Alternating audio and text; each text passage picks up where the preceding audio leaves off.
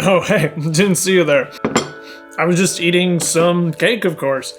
And that reminds me, LEGO is introducing a brand new store exclusive set, the birthday cakes. So it got me thinking about the super serious question. How does this compare to the real thing?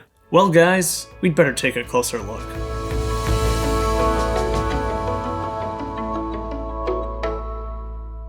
So in order to do this, I've developed this set of criteria that I will be stacking each of the cakes against each other on. Minifigure selection, durability, is there cake inside, eatability or ease of eating, think of that as the playability aspect, the value for your money, and flavor, of course. So let's meet our contestants here. On the LEGO side of things, we've got set number 40641.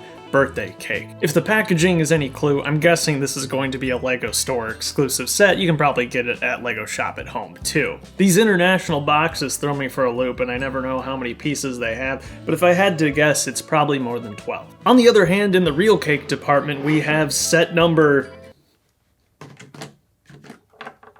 BC23078. Refrigerated rainbow cake slice from Cub Foods. It retails for a modest $5.99, and looking at the Best By date, I definitely shouldn't be eating it anymore. I was disappointed to find that when I purchased this from my local Cub Foods that it actually didn't include any minifigures. Whereas, on the other hand, the LEGO set actually comes with 2 minifigures. And they're both pretty cute. It looks like I'm gonna have to hand the minifigure category to the LEGO set. Which brings us to durability. I was pretty impressed to find that the LEGO cake can actually be picked up and moved around fairly easily, and there's not any icing residue on your hands or anything like that, which makes it the ideal cake if you need to move it around a lot. This cake, unfortunately, just is a little more squishy than the LEGO version, subject to folding, and it also leaves that icing residue on your hands. Once again, I'm gonna have to give the point to the LEGO version of the cake.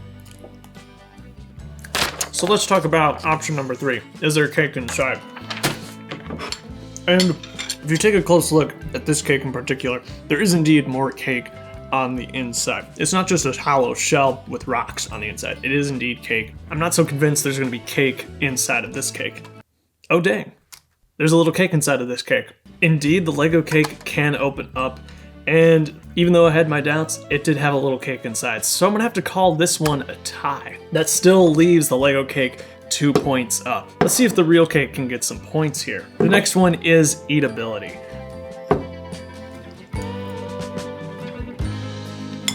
It's pretty easy.